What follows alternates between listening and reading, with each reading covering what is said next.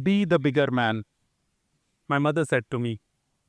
I was back from school, heartbroken, in tears, and mother was trying to counsel me. She said to me, "Don't let the bullies win. Be the bigger man." I looked at her sadly and told her two things. Firstly, in my school, I was the bully. And secondly, ironically, the word bigger was a problem. Because till yesterday, my nickname in school was Mr. Big. And today, somebody decided to call me Mr. Bigger, and the fight started. My mother looked at me with love and compassion. I thought she would hug me, but she whacked me and said, "Don't hit people." Irony was always lost on my mother. Instead, she said, "Next time you feel like doing something, just threaten them. Tell them you're going to sit on them." I thought that was a beautiful way to live my life. I took her words to my heart. Next time I got into a fight, I just leaned closer and said, "Stop, or I'll sit on you." When kids at the playground refused to play or with me on the seesaw, I told them, "Sit on the other side, or I'll sit on you." When I went to the swimming pool and I was about to jump, I could see kids looking at me with awe and wonder, and their mothers looking at me with horror and terror. I told them, "Don't make fun of me, or I'll jump on you." I found the perfect recipe. I found the power to be the bigger bully until I met her. I was still a teenager and I met the love of my life. Everybody wanted to talk to her, including me. Everybody wanted to be near her, including me. Everybody wanted to be friends with her, but I wanted to be more than friends.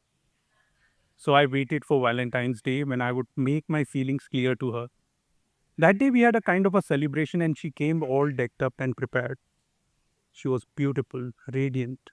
She was wearing an evening gown during the day, glittering radiantly.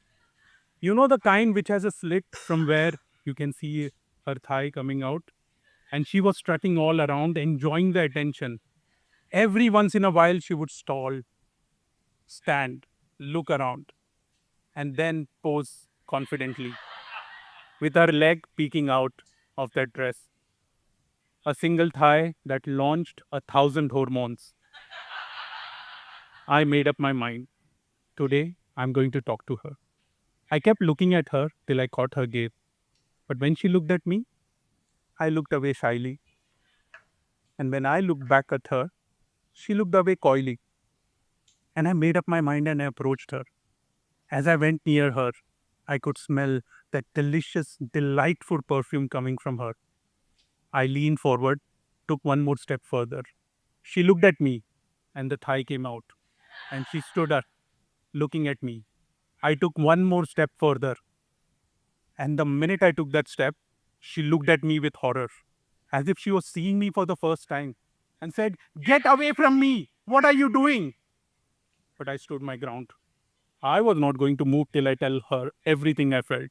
And she kept making faces, wincing and looking at me with terror. She tried to push me, but I was bigger and I didn't move. Then, almost in tears, she looked down and said, "Please step away from me. You're standing on my toes." I took a step back, saw that radiant thigh.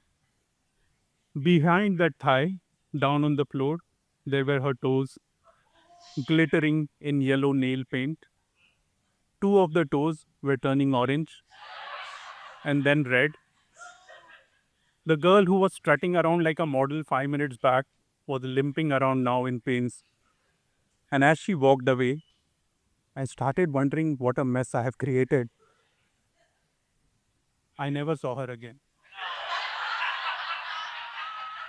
Not because she died or she left her school. She was in the same school, but I couldn't face her ever again. And I stepped back and thought about it, that though my mother's words were powerful and they gave me power, with great power comes great responsibility. And I decided that rather than throw my weight around and become a bigger bully, I would try to take my chances and be a better man and not step on other people's toes. Thank you.